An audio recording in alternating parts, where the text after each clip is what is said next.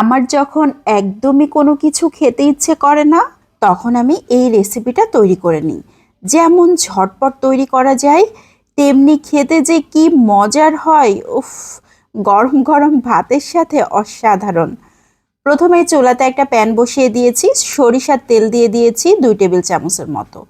এখন একটা আলু নিয়ে নিয়েছি, আলুটাকে স্লাইস করে কেটে নিয়েছি, আলুগুলোকে দিয়ে দিয়েছি আর নিয়ে নিয়েছি কয়েকটা চিংড়ি মাছ। আমি বড় সাইজের চিংড়ি মাছ নিয়েছি, এখানে 5টার মতো আছে।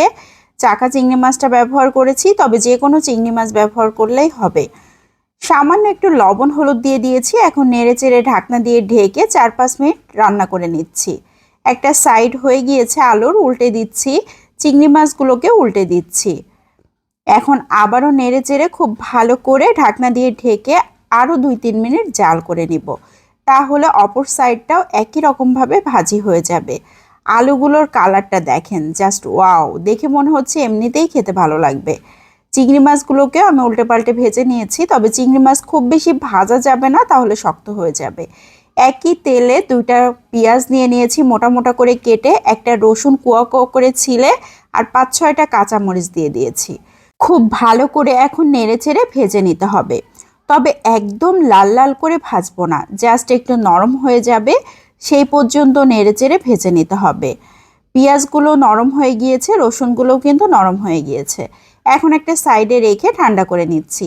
2টা ভাজা শুকনো মরিচ নিয়ে নিয়েছি, লবণ দিয়ে দিয়েছি 1/4 চা চামচ। খুব ভালো করে ভেঙে নিয়ে কাঁচা পেঁয়াজ দিয়ে দিয়েছি 2 টেবিল চামচের মতো। পেঁয়াজটাকেও মাখিয়ে নিয়েছি। এখন ভেজে রাখা রসুন, পেঁয়াজ, কাঁচামরিচ নিয়ে নিয়েছি। খুব ভালো করে ম্যাশ করে নিচ্ছি, একদম মিহি ম্যাশ করার দরকার নাই, জাস্ট একটু থেতো করে নিলেই হবে। এখন চিংড়ি মাছ আর আলুগুলোকে নিয়ে নিচ্ছি, খুব ভালো করে এগুলোকে ম্যাশ করে নিতে হবে, তবে আমি একদম মিহি ম্যাশ করব না, এগুলোকে জাস্ট একটু থেতো করে নিব, মানে হাতে মাখালে যেরকম হয় সেরকমটাই হবে। এখন দিয়ে দিচ্ছি বেশ কিছুটা পরিমাণ ধনিয়া পাতা কুচি, হাতের সাহায্যে খুব ভালো করে মাখিয়ে নিচ্ছি।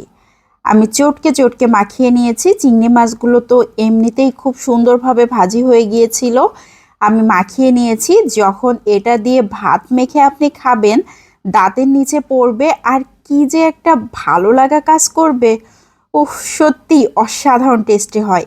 আর এতটুক ভর্তা দিয়ে 3-4 জন অনায়াসে পেট ভরে ভাত খেতে পারবে, এত বেশি মজার হয় এই ভর্তাটা। তো আমি লোভ সামলাতে আর না পেরে গরম গরম ভাত নিয়ে বসে গিয়েছি।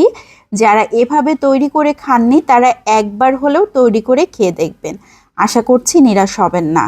চিংড়ি মাছ ভর্তা তো অনেকে অনেকভাবেই করে থাকে, তবে অল্প চিংড়ি মাছ দিয়ে একটা আলু দিয়ে এভাবে ভর্তা করলে এত বেশি মজার হয়, যদি কাউকে একবার তৈরি করে খাওয়ান, সে কিন্তু আবারও খেতে চাইবে। অসাধারণ! তো আজকের মতো বিদায় নিয়ে নিচ্ছি, সবাই ভালো থাকবেন। আসসালামু আলাইকুম।